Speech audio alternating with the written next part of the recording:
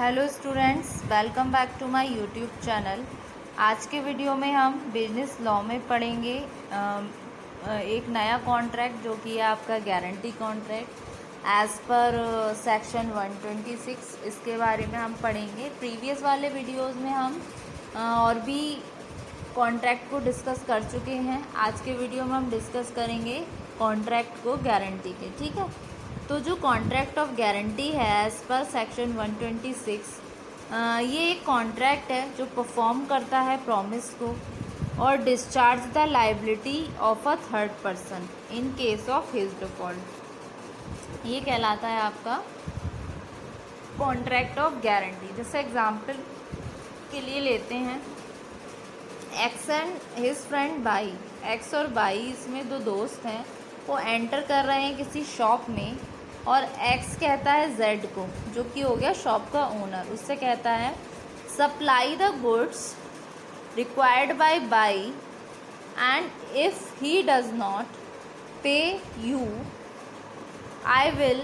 It is a contract of guarantee. इसमें क्या हुआ, इस एग्जाम्पल में आप देख सकते हैं एक्स और वाई दो दोस्त हैं, वो किसी शॉप में एंटर कर रहे हैं जिसमें जो शॉप का ओनर है वो हो गया जेड।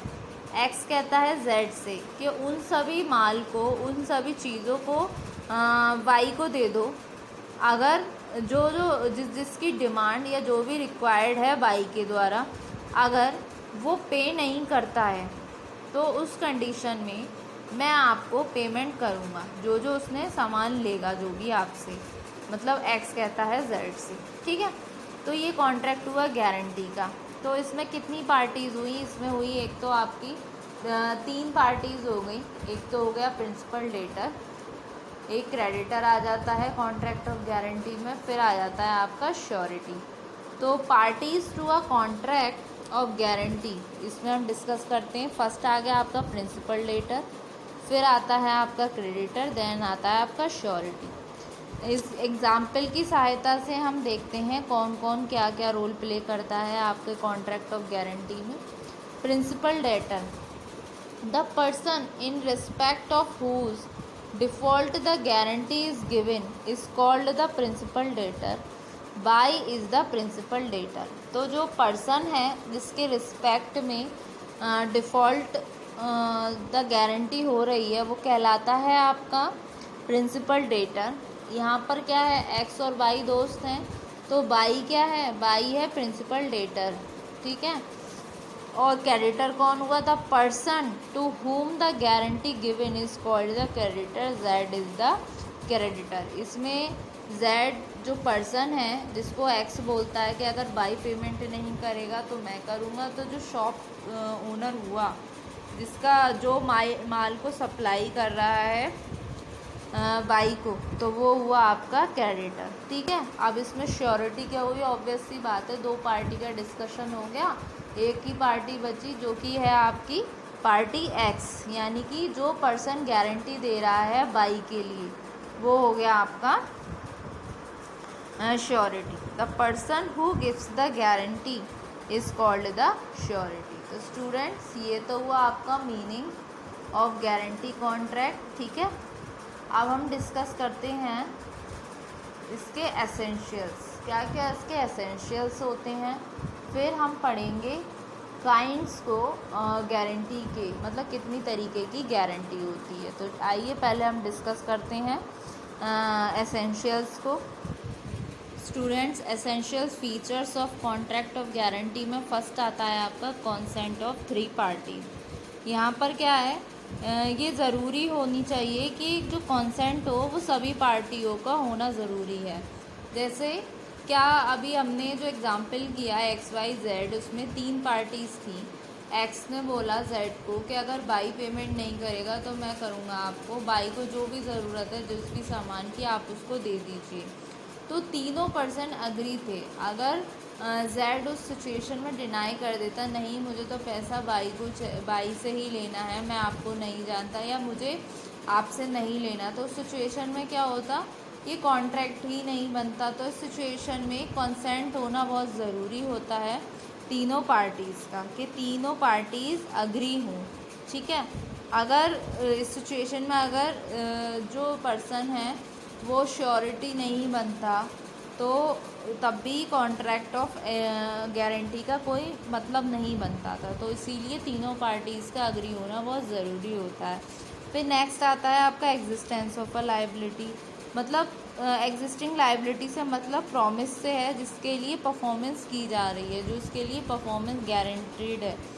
तो ये लायबिलिटी और प्रॉमिस इन्फोर्सेबल बाय लॉ होती है। तो जो गारंटी है वो गिवन होती है ओनली फॉर लायबिलिटी के लिए, जो कि इन्फोर्सेबल बाय लॉ है। ठीक है, अब आता है आपका next essential of a valid contract. जितने भी आपके एसेंशियल्स होते हैं वैलिड कॉन्ट्रैक्ट के, वो प्रेजेंट होने चाहिए इन कॉन्ट्रैक्ट ऑफ गारंटी में।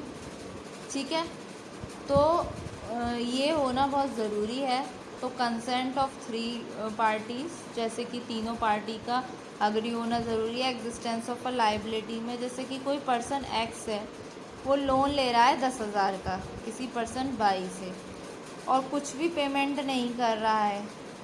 ठीक है, ना ही कोई इंटरेस्ट ना ही प्रिंसिपल। तो जेड मतलब दे रहा है गारंटी वाई के बिहाफ पर कि अगर ये पेमेंट नहीं करेगा तो मैं करूँगा।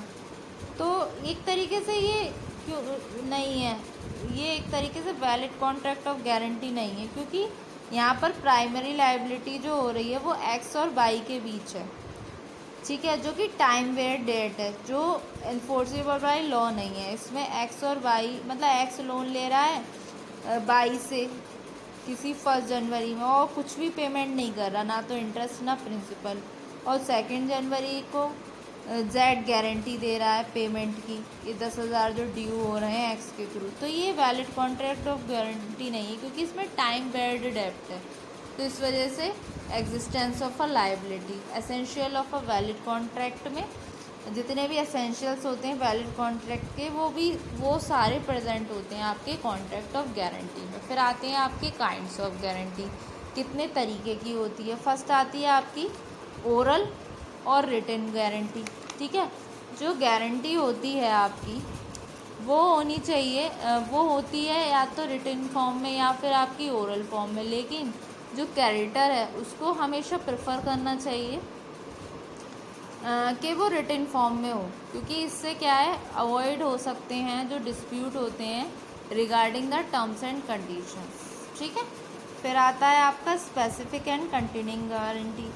From the point of view of the scope of guarantees contract of guarantee, ये क्या है आपकी स्पेसिफिक गारंटी भी हो सकती है और आपकी कंटिन्यूइंग गारंटी भी हो सकती है। ठीक है, तो a guarantees the repayment of a loan of ₹10,000 to be by C, यानी कि ये क्या है किसी बैंकर के द्वारा रीपेमेंट हो रहा है लोन का 10,000 का।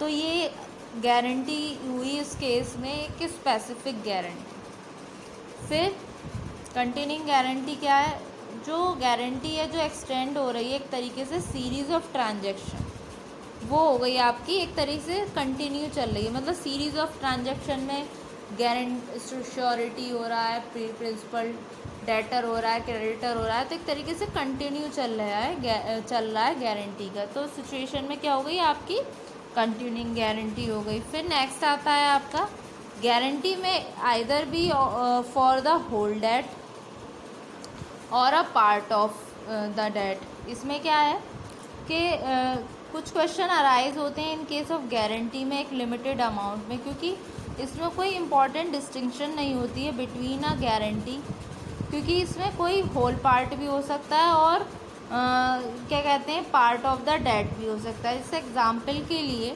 कोई पर्सन एक्स है, वो 50,000 रुपये ले रहा है और एक तरीके से श्योरिटी हो गया 30,000 के लिए। तो यहाँ पर ये क्वेश्चन अराइज होता है कि जो पर्सन ए है वो गारंटी ले रहा है 30,000 रुपये की, एक्स ने कुछ ओन किया 50,000 का, और एक पर्सन ए है जो श्योरिटी ले रहा है सिर्फ 30,000 रुपये के लिए, जो भी उसके 50,000 है, तो बाकी के 20,000 क्या हुआ, तो ये हो गया आपका पार्शियली।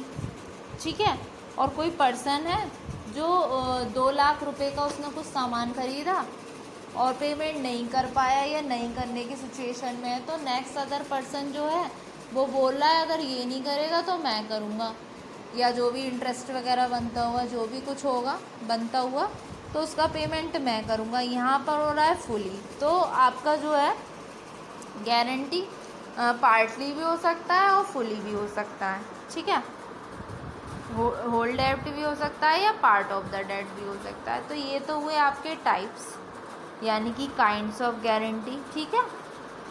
तो गारंटी कॉन्ट्रैक्ट में क्या है, बेसिकली नॉर्मली भी हमारी प्रेजेंट लाइफ में अपनाया जाता है। जैसे जब हम बैंक से कोई लोन पास कराते हैं या कुछ कराते हैं तो उसमें कुछ गारंटर बनते हैं पर्सन, तो वो कॉन्ट्रैक्ट ऑफ गारंटी को ही फॉलो करते हैं एज़ पर 126, ठीक है। तो जनरली वे में लॉ की बहुत सारी टर्म्स हैं, बहुत सारी चीज़ें हैं जो हम करते हैं। तो ये तो हुआ आपका कॉन्ट्रैक्ट ऑफ गारंटी। तो होप सो स्टूडेंट आपको ये अच्छे से समझ आया होगा। नेक्स्ट वाले वीडियो में हम नेक्स्ट वाले कॉन्ट्रैक्ट को डिस्कस करेंगे।